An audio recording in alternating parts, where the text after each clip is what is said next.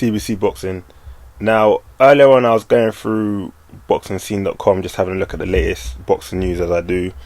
And then I saw this interesting article. Johnny Nelson confident Whyte would have benefited with Tibbs' corner. And I was thinking, I said this in my last video about this whole trainer situation, that it's a bigger deal than first expected, and that I was even surprised that no one had brought up the whole trainer situation. You know, as we all know, before the Povetkin fight between obviously Whyte and Povetkin, Dillian Whyte unexpectedly left Mark Tibbs.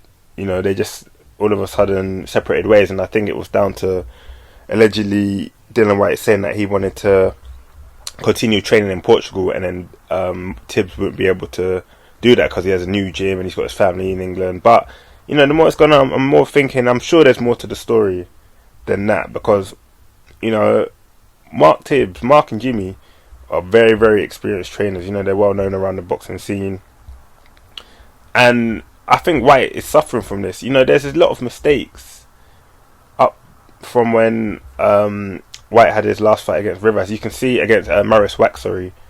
You know, there's still, I feel like Tibbs and Whyte had a lot of unfinished business. You know, they was working well together, they was gelling together.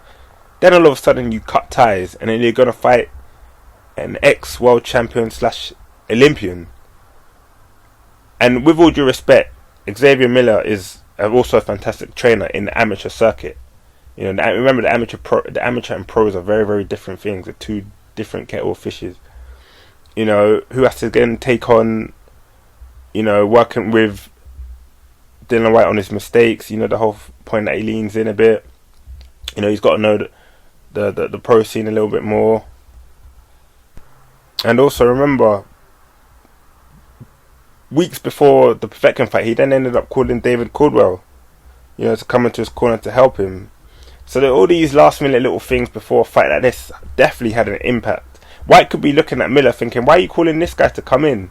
You know, I'm asking you to be my trainer. Now all of a sudden you're calling someone else to, you know, have second eyes. And maybe he's lost a little bit of confidence in that whole trainer thing. And you know, you can't go and change trainer again in such a short space of time. I don't know, but these things that play on a boxer's mind in the ring, you don't know.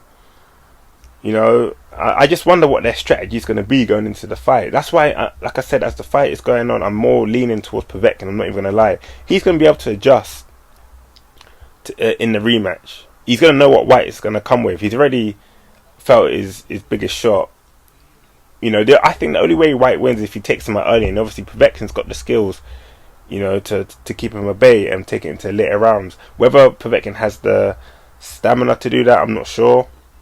That's why I think it's going to end. It's going to have someone's getting knocked out. Let's put it that way, anyway. That's what I think. But yeah, man, this whole trainer situation, like I said, man, it's a bigger deal than expected.